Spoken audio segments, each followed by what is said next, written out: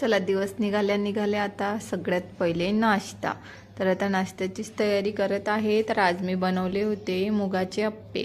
तर मुगाच्या डाळीचे अप्पे ना खूप छान बनतात, एकदम टेस्टी लागतात आणि आपल्या आरोग्यासाठी पण खूप चांगले असतात. तर आता चला आपला गार्डनमधून एक फेरफटका तर झालाच पाहिजे, कारण इथे जर आलं नाही तर अख्खा दिवसच चांगला जात नाही. तसं तर दिवसभर येणं जाणं चालूच राहतं म्हणा, पण आता हा जो वेल लागलेला आहे जो की मी नाही लावलेला आहे, तर त्याचा शोध अजून लागायचाच आहे. पण मी त्याला कोणते फळं लागतील याची आतुरतेने वाट बघत आहे. तर ही आहे बोर मिरची आणि ही सुद्धा भरपूर अशी लटपट लागलेली आहे. आणि हे बघा मी 2-3 दिवस अगोदर लावलेलं होतं, तर छान ग्रोथ होत आहे आणि 2 फुलंसुद्धा आलेले आहेत त्याला. तर त्यानंतर बाकीची कामे आवरून घेतली आणि मला अहोंनी खाली बोलवलं. आज ना एक गाय बिमार होती आणि त्यांना इंजेक्शन वगैरे द्यायचं होतं. आता डॉक्टर साहेबांनी जशी ऑर्डर दिली तशी पास करावं लागते. तर तेच करायला आता मी खाली आली होती आणि मी बॉईल पाणी घेऊन खाली आलेली होती. त्यांना इंजेक्शन सलाईन द्यायचं होतं.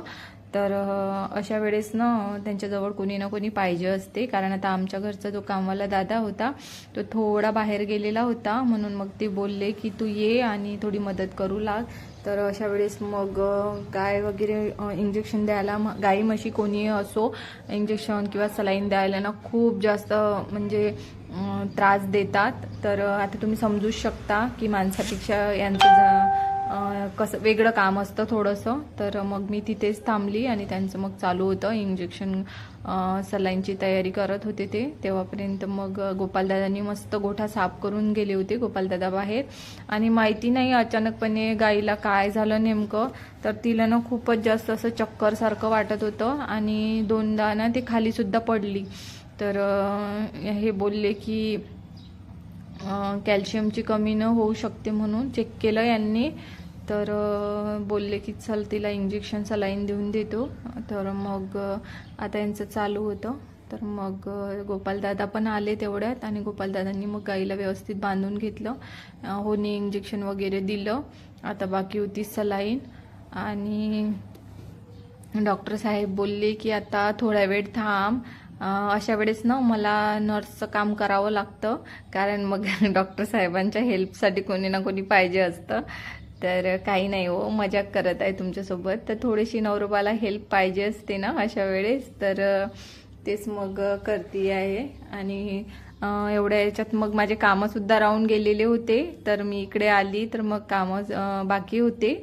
बरं झालं मी सकाळचा नाश्ता वगैरे सगळं करून घेतलेलं होतं. तर 2 माणसं लागतातच तिथे. तर थांबली मग मी थोडा वेळ. तर व्हिडिओ कसे वाटतात ते कमेंट करून नक्की सांगा. व्हिडिओला लाईक करायला विसरू नका, चॅनलला सबस्क्राईब करायला विसरू नका आणि कमेंटमध्ये मला सांगा नेमकी तुम्हाला माझे व्हिडिओ कसे वाटते. चला आता तुम्हाला मी गोठासुद्धा दाखवून देते माझा. इथे आलीच आहे तर बघा इथे एका लाईनमध्ये सगळ्या इकडे म्हशी बांधून ठेवतात आणि मग तिकडच्या साईडला चारा त्यांना तिथेच आहे आणि पाणीसुद्धा तिथेच आहे. आणि बाहेर आम्ही एक टाकी लावलेली आहे. तर त्या टाकीमधून डायरेक्टली गाई किंवा म्हशी एक घूट जरी पाणी पिलं तर तेवढंच पाणी त्या टोपल्यामध्ये ऑटोमॅटिकली येते. असं यांनी अहोंनी तसं सिस्टमॅटिकली एकदम करून घेतलेलं आहे ते. म्हणजे कसं गोपालदादा जर एखाद्या दिवशी कामाला वगैरे आले नाही तर मग तेवढी धावपळ होत नाही. पण आता गोपालदादा ज्या दिवशी कामाला येत नाही त्या दिवशी मग आम्ही स्वतः हे काम करतो दोघंही मिळून. कारण मग जर माणूस कामाला आला नाही तर मग खूप जास्त धांदल होऊन जाते आणि सकाळी सकाळी दुधाची सुद्धा खूप गर्दी राहते, त्याच्यामुळे कसं करावं लागतं हे. तर आता बघा ही गाय आधी खूपच त्रास दिला, अजिबात देऊ देत नव्हती, कारण तिची पण सिच्युएशन आपण समजू शकतो, कारण तिला खूपच जास्त त्रास होता. त्याच्यामुळे मग तिला व्यवस्थित सगळं बांधलं गोपालदादांनी आणि तिचं इकडच्या साईडला समोरून सुद्धा तिला बांधलं. तेव्हा कुठे मग तिने व्यवस्थित सलाईन वगैरे हे केली. आणि सलाईन देण्याच्या वेळेस पण अहोंना खूप जास्त त्रास झाला. त्यांना अजिबात नस सापडतच नव्हती आपल्याच सारखं. तर त्यांनी मग हे केलं. हा बघा छोटूसा आमचा तर असे छोटे छोटे बरेच झालेले आहे आता, जवळपास 8 किंवा 10 असतील. आणि आत्ता काही ना थोडेसे मोठे झाले की मग ना त्यांना बाहेर फिरायला नेतात. आता तुम्हाला एक प्रश्न तर जरूरच पडलेला असेल की हे डॉक्टर असून सुद्धा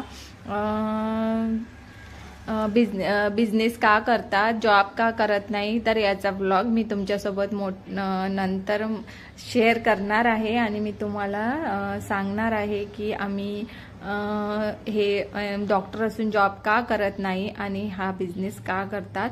तर तुमच्यासाठी एक वेगळा व्लॉग म्हणून मी तुमच्यासोबत शेअर करणार आहे. आणि मला सुद्धा तुम्हाला सांगायचं आहे की हे जॉब का करत नाहीत. तर चला मग आता फायनली आत्ता सलाईन लावायला सुरुवात केलेली आहे त्यांनी, पण त्यांना ना व्यवस्थित सेट होतच नव्हती आणि बराच टाईम तिने लावून दिला होता. आणि मी सलाईन पकडून होती इकडे आणि मला भीती पण वाटत होती की तिने जर झटका दिला तर सलाईन माझ्या हातून पडली तर काचेची बॉटल होती, मी म्हटलं आता फुटेल की काय. आणि गायला त्राससुद्धा जास्त होत होता, म्हणजे माहिती नाही नेमकी झटकेच येत होते तिला. मग बोलली की आता एवढं सलाईन इंजेक्शन दिल्यानंतर ते ठीक होऊन जाईल.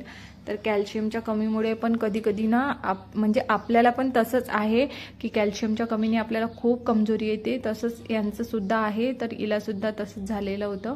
आता बघा इकडच्या साईडला सलाईन लागलेलीच नाही आहे.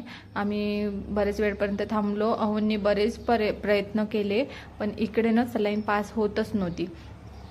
त्याच्यानंतर मग त्यांनी 2-3 वेळा प्रयत्न केले. मग त्यांनी बोलले की आता चल मी तिकडच्या साईडला लावून बघते, म्हणजे त्यांना नस वगैरे सापडत नसेल की काय, कारण आता त्यांना आपल्यापेक्षा जास्त समजतं, आपल्याला फक्त पाहायचं काम असतं. तर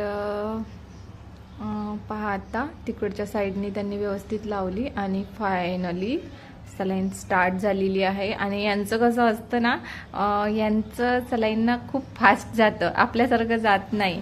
आणि आपलं कसं एकदम स्लो असतं, एकदम बुनबुन, म्हणजे एकदम कमी याच्यामध्ये आपल्याला हे करतात. तसं यांचं नसतं, यांना ना खूप फास्टमध्ये देतात आणि इतकंही फास्टमध्ये नाही, पण तरी असते त्यांचं.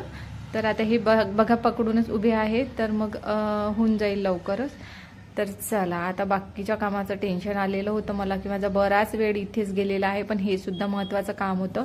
कारण मग अशा वेळेस ना मग मला खाली यावंच लागतं आणि मग तेवढ्या वेळात माझी वरची कामं राहते. तर चला आता यांचं तर झालेलं आहे, आता आपली कामं आवरायलाच चला बाहेर. तर आता मी निघाली आहे वर